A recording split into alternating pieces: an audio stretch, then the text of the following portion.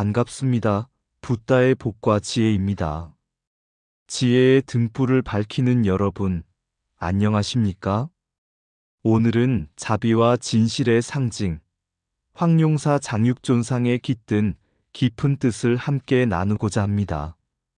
부처님의 가르침은 멀리 인도 아쇼카 대왕으로부터 신라의 진흥왕과 문무왕에 이르기까지 수많은 전륜성 왕들이 실천하고자 했던 평화와 자비, 그리고 깨달음의 길이었습니다. 이 이야기를 통해 우리 마음 속에도 장육존상처럼 흔들리지 않는 지혜와 자비가 자리 잡기를 기원합니다. 자, 그럼 황룡사 장육존상에 대한 설화가 있다. 이 여정을 함께 해볼까요? 신라 진흥왕 시절 강릉 앞바다에 이상한 일이 벌어졌습니다. 바람 한 점 없는 날, 수평선 저편에서 거대한 범선이 소리 없이 다가왔습니다.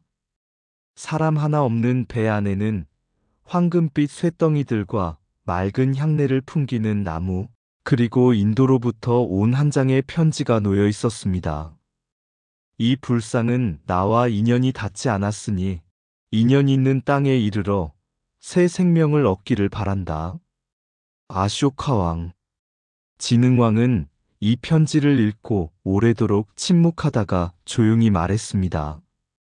인연이란 억지로 이루는 것이 아니라 따라오는 것이로다. 그는 백관과 장인들을 모아 불상을 만들기 시작했는데 놀랍게도 그 형상은 하루도 되지 않아 완성되었고 그 안에서 향내가 피어오르며 마치 부처님의 미소가 살아 움직이는 듯하였습니다. 백성들은 물었습니다. 폐하, 이 불상은 무엇을 뜻합니까? 진흥왕은 조용히 답했습니다. 이는 정복이 아닌 자비로 다스리는 길이니라. 사람은 그 마음이 곧 나라이며 그 마음을 밝히는 것이 곧 부처님의 길이니라. 그날 이후 황룡사의 장육존상은 단순한 불상이 아닌 인연과 자비, 깨달음의 상징이 되어 신라의 정신을 밝혀주는 등불이 되었습니다. 한 사람의 왕이 곧 부처와 같다는 사상, 왕즉불. 이는 단지 권력의 정당성을 얻기 위한 도구가 아니라 백성을 자비로 다스리고 진리를 삶 속에서 실현하려는 불교적 이상에서 비롯되었습니다. 이 사상의 뿌리는 멀리 인도에 살았던 아쇼카 대왕에서 찾을 수 있습니다. 전쟁의 참혹함 속에서 깨달은 그는 이후 비폭력과 자비, 윤리적 통치를 국가의 중심에 두었습니다. 그는 사람의 마음을 얻는 것이 땅을 얻는 것보다 크다고 말했죠. 그 길이 곧 부처님의 가르침이요 진정한 왕의 길이라 믿었습니다. 아쇼카 대왕은 부처님의 발자취가 있는 사성지에 직접 찾아가 그곳이 얼마나 소중한 땅인지 후세에 알리기 위해 마애비를 세웁니다. 그는 말합니다. 이 땅은 위대한 스승께서 걸으신 길이다. 나는 그 인연을 기억하고 이곳에 사는 이들의 세금을 면제하노라. 이는 단지 종교적 신심이 아니라 삶과 종교, 정치가 하나로 통하는 깨달음의 실천이었습니다. 그는 무소유와 평등, 자비라는 불교의 핵심 가치를 백성을 위한 정책으로 구현했습니다. 그것이 왕이 부처를 따르는 방식이었습니다. 오늘날 우리가 말하는 성군과 폭군의 차이는 종족 무력이나 업적이 아닌 백성을 어떻게 대했는가, 삶을 얼마나 가볍게 해주었는가로 결정됩니다. 아쇼카는 말 그대로 17분의 1 세율만을 거두며 이 세상에서 가장 존귀한 것은 백성의 삶이다라고 실천으로 보여주었습니다. 부처님의 가르침 속 중도와 자비, 그 진리를 국가의 제도 속에 심어놓은 것입니다. 신라 강릉 앞바다에 인연 따라 떠내려온 배 한 척. 그 안에는 사람은 없고 불상을 만들 재료들과 인도의 편지 한 장만 남아 있었습니다. 나는 이 불상을 만들 인연이 없도다. 인연 있는 땅에 부처님의 형상이 태어나길 바란다. 아쇼카 왕. 이 편지를 접한 진흥왕은 말합니다. 이 불상은 우리에게 온 연꽃과 같도다. 인연은 흘러와 마침내 꽃을 피우는 것이니라. 그리하여 만든 것이 황룡사의 장육존상. 그 모습은 부처님의 자비를 품은 신라 백성의 마음에 깊이 새겨졌습니다. 진흥왕은 단지 부처의 형상을 세운 것이 아니라 그 정신을, 불심을 나라의 중심에 두고자 했습니다. 전륜성왕이란 무엇입니까? 바퀴처럼 진리의 법이 세상을 두루 돌게 하는 자. 그는 영토를 확장하였지만 그보다 더 중요하게 여긴 것은 화랑을 통한 도덕의 수련, 불교를 통한 백성의 내면 성숙이었습니다. 문무왕은 삼국을 통일한 영웅이었지만 그는 말년의 무기를 모두 땅속에 묻고 이렇게 선언합니다. 다시는 이 땅에서 전쟁이 없기를. 무기를 감춘 곳은 곧 평화의 절이 되리라. 그가 세운 무장사는 병장기를 감춘 자리에 아미타부를 모신 정토 신앙의 공간으로 바뀌었고 그는 바다가 되어 나라를 지키겠다며 수중릉에 잠듭니다. 이 얼마나 부처님의 뜻에 가까운 선택입니까? 싸움 대신 자비, 권력 대신 영적 보호를 택한 왕. 그는 부처님께서 말씀하신 진정한 전사는 자기 자신을 이긴 자의 모습을 닮아 있었습니다. 진정한 왕이란 자신의 이름을 남기는 자가 아니라 백성의 고통을 덜어주는 자, 불꽃처럼 타올라 빛이 아니라 온기를 남기는 자입니다. 황룡사 장육존상의 설화는 단지 신비로운 전설이 아니라 우리가 어떤 마음으로 이 세상을 살아가야 하는지를 일깨워주는 불교적 진리의 거울입니다. 인연은 머물지 않고 흐른다. 머무는 건 마음뿐이다. 왕은 땅을 다스리지만 부처는 마음을 다스린다. 세상을 정복한 자는 이름을 남기고 자비로 다스린 자는 향기를 남긴다. 한 척의 배가 인연을 실어오듯 진리는 자리를 가리지 않는다. 진정한 통일은 땅 위가 아니라 사람의 마음 위에 이루어져야 한다. 무기를 감춘 자는 강하고 자비를 꺼낸 자는 지혜롭다. 자비는 칼보다 강하고 지혜는 성보다 높다. 불상의 의미는 그 모양이 아니라 그 안에 담긴 자비심이다. 부처는 금으로 빚어지는 것이 아니라 행으로 실현된다. 높은 왕보다 깊은 마음이 백성을 살린다. 17분의 1의 세율은 백성을 살린 숫자이자 부처의 자비를 닮은 수치였다. 전륜성왕은 바퀴를 굴리는 자가 아니라 고통을 멈추게 하는 자다. 법은 강요될 때 권력이 되지만 실천될 때 진리가 된다. 진리는 동쪽 바다를 건너도 변하지 않고 자비는 시대를 넘어도 식지 않는다. 한 나라의 위대함은 병사수가 아니라 백성이 웃는 얼굴의 수로 결정된다. 세금은 국가의 뿌리 돼 자비가 그 물을 주어야 땅이 살아난다. 불상은 눈을 뜨지 않아도 보는 이의 눈을 열게 한다. 무장을 해제한 문무왕은 무장된 지도자보다 더 강했다. 연꽃은 진흙에서 피어나고 진리는 고난 속에서 빛난다. 부처의 뜻은 법당에 있지 않고 백성의 고통 속에 있다. 한때 정복 군주였던 아쇼카 대왕은 전쟁의 참상을 보고 변화합니다. 칼이 아닌 연꽃을 들기로 결심한 그는 왕이 곧 부처의 마음으로 백성을 대해야 한다는 왕즉불 사상을 실현한 최초의 인물이 됩니다. 그는 사성지에 마애비를 세우며 이렇게 새깁니다. 이곳은 위대한 스승, 석가모니께서 태어난 땅이다. 그러하므로 이 땅의 사람들에게는 세금을 면제하며 나는 그들의 평안을 위해 부처의 뜻을 따르노라. 그에게 있어 통치란 다스림이 아닌 공경이었습니다.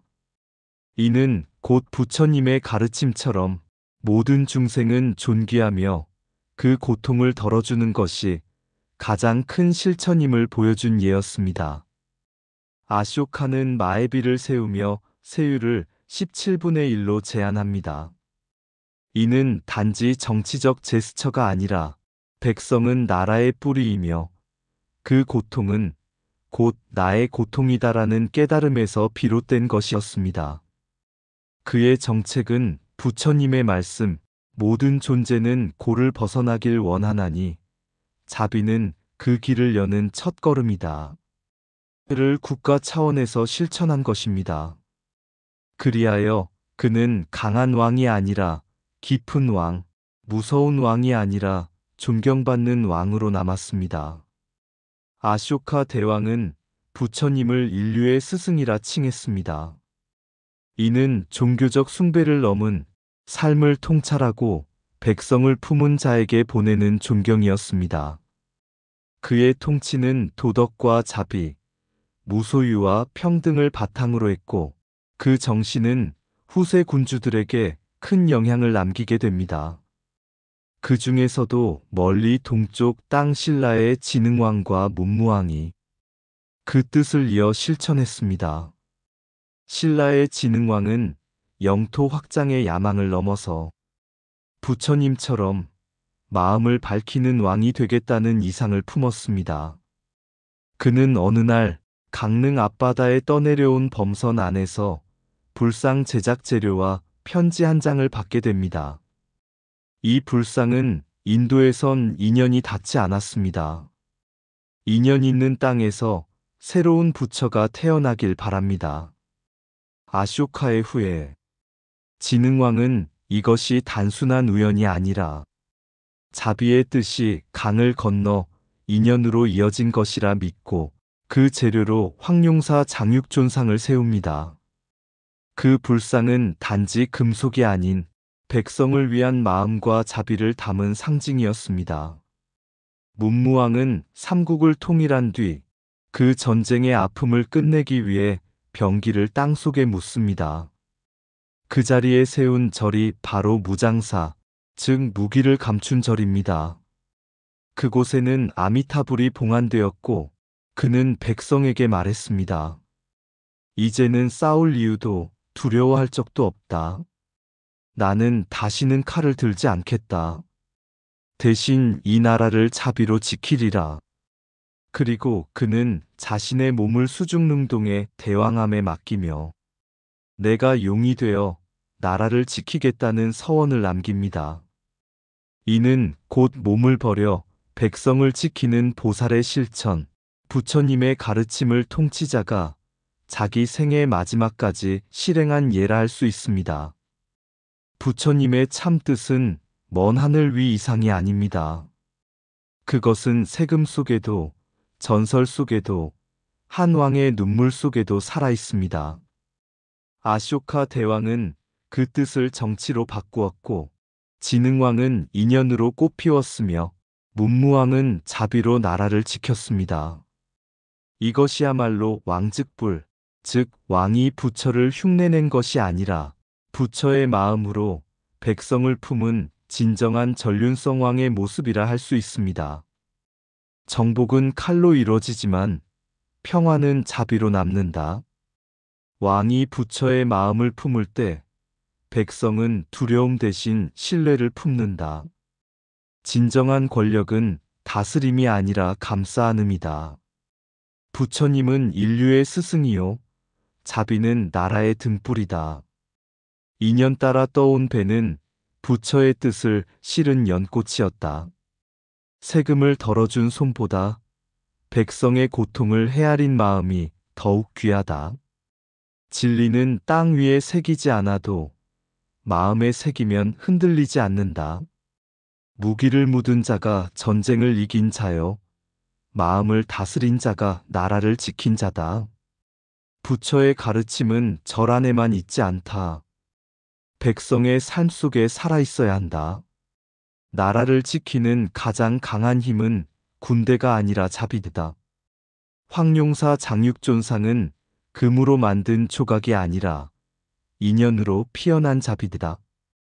전륜성왕이란 백성 위의 선자가 아니라 백성과 함께 걷는 자다. 몸을 바다에 맡긴 문무왕은 마음으로 나라를 품은 보살이었다. 세상 모든 통치는 결국 한마디로 귀결된다. 그대는 자비로운가?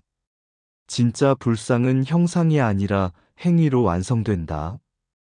백성의 고통을 줄이려는 세율 하나가 1000개의 법문보다 빛난다. 한 사람의 깨달음이 한 나라를 바꿀 수 있다. 무장을 해제한 순간 문무왕은 무장한 세상보다 강해졌다. 역사는 전쟁의 기록이 아니라 자비의 실천을 기억한다. 왕이 부처의 길을 따를 때 백성은 고요한 법음 속에 산다. 강릉 앞바다에 배 한 척이 떠내려왔을 때 사람들은 그것을 단순한 우연이라 여겼습니다. 하지만 진흥왕은 말했습니다. 이 배는 바람에 떠밀려온 것이 아니라 자비의 인연이 실려온 것이니라. 그가 만든 황룡사의 장육존상은 단지 금속으로 빚어진 조형물이 아니라 백성을 향한 연민과 인류를 향한 존경이 깃든 부처님의 거울이었습니다. 수백 년이 지나 문무왕은 무기를 땅에 묻으며 말했습니다. 나는 다시는 칼을 들지 않겠다. 전쟁 없는 세상에서 부처님의 자비가 이 나라를 지키도록 하겠다. 그리고는 자신을 용이 되어 바다가 되겠다는 서원 속에 맡겼습니다. 그의 물속 잠든 육신은 지금도 동해의 파도 속에서 자비의 울림으로 남아 있습니다. 이 모든 이야기의 중심엔 한 가지 진리가 있었습니다. 부처님의 참 뜻은 멀리 있지 않다. 한 사람의 마음이 밝아지면 그 마음이 나라가 되고 세상이 된다. 이 설화는 단순한 전설이 아니라 우리가 오늘을 살아가는 방식에 던지는 깊은 울림이자 깨달음의 메아리입니다. 부처님의 자비는 형상이 아니라 실천이고 진리는 먼 불국정토가 아니라 바로 이 자리, 이 순간에 피어납니다. 오늘 이 이야기를 통해 여러분의 마음속에도 하나의 장육존상이 세워지길 기원합니다. 인연 따라 떠온 배, 황룡사에 닿다.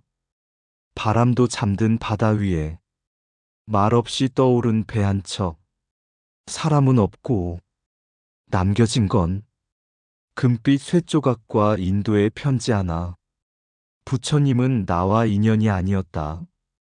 인연 있는 땅에서 다시 태어나시길. 진흥왕은 그 편지를 감싸 안고 하늘을 우러러 고요히 말했네. 인연은 오는 것이 아니라 기다림 속에 자란다.